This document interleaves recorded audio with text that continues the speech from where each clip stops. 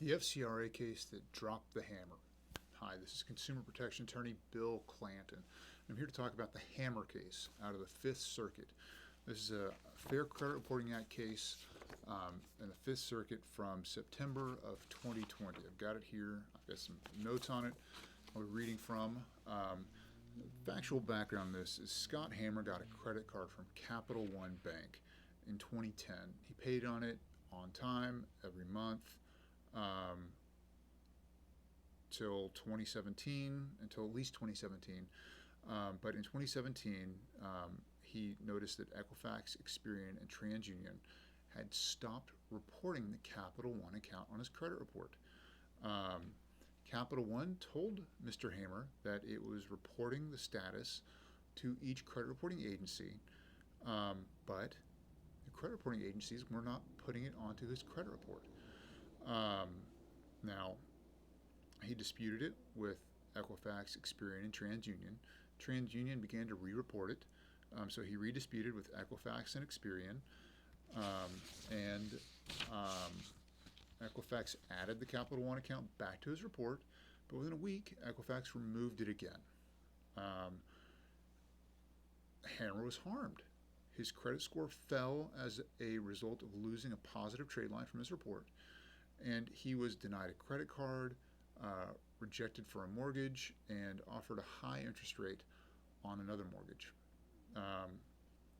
The bureaus then filed, when he filed this lawsuit, these allegations, they filed a motion to dismiss under Rule 12b-6, saying that Hammer had failed to state a claim under the Fair Credit Reporting Act. 12b-6 says that even if all the facts are true, you still don't have a case.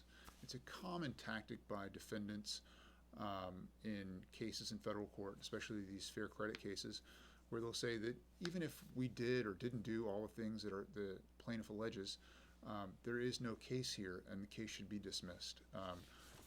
Now, a way to get around that or to avoid a ruling on a 12b-6 motion is to replead. You can file an amended lawsuit within 21 days of a 12b-6 motion with more, you can change the allegations, add more facts, add more law, and try to avoid getting your case dismissed. As we'll find out, Hammer took advantage of that at least twice. But let's read on. Okay, so it talks. The court talks about Section 1681 EB. EB says that if there's information that is inaccurate in your report, the report should be prepared with the maximum possible accuracy. Is essentially what it says. So here's exactly what it is. Whenever a consumer reporting agency prepares a consumer report, it shall follow reasonable procedures to assure maximum possible accuracy of the information concerning the individual about whom the report relates. Hammer alleges that Equifax violated the Fair Credit Reporting Act because it had favorable information about his Capital One card and omitted it from his credit report, thereby lowering his credit score. It's sort of a novel theory.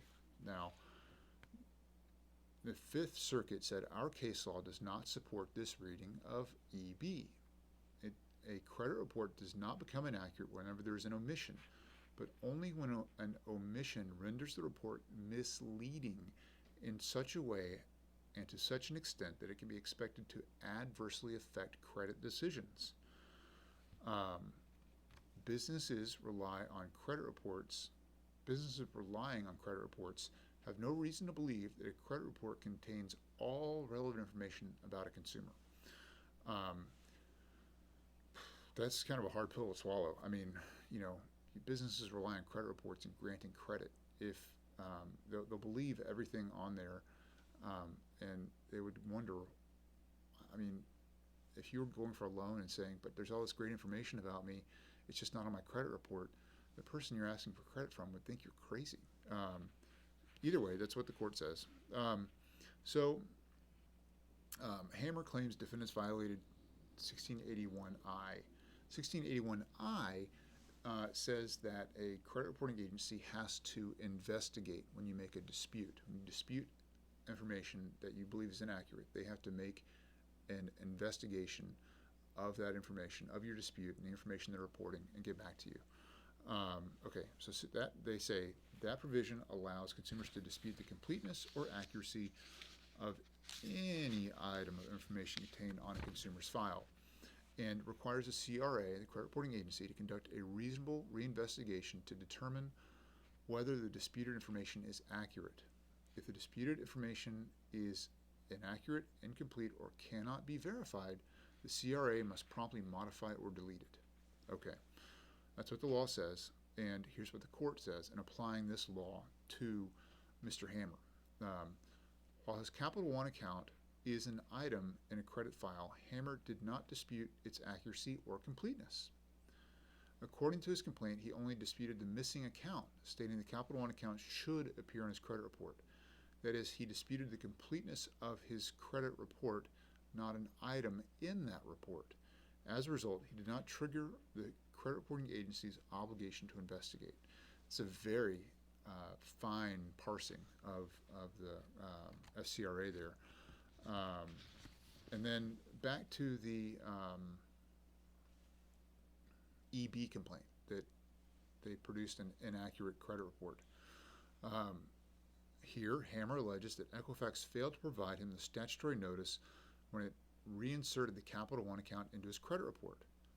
But EB only concerns items deleted from and reinserted into credit files, and Hammer repeatedly argued in his briefs that Equifax had not removed the Capital One card from his credit file, but had excluded it from his credit report. So it was never deleted from his file, so there was never a reinsertion. Reinsertion is only triggered when it's deleted from your credit file. And so his claim for that failed as well. The Fifth Circuit can be a tough place to bring these fair credit claims, and you've got to make sure you've got your case, got a good case and good disputes, and you've got your facts, good facts. So in the Fifth Circuit, you cannot bring a claim on missing information from your credit report. You have to have an inaccuracy, it has to cost you a credit opportunity, and you have to have disputed it.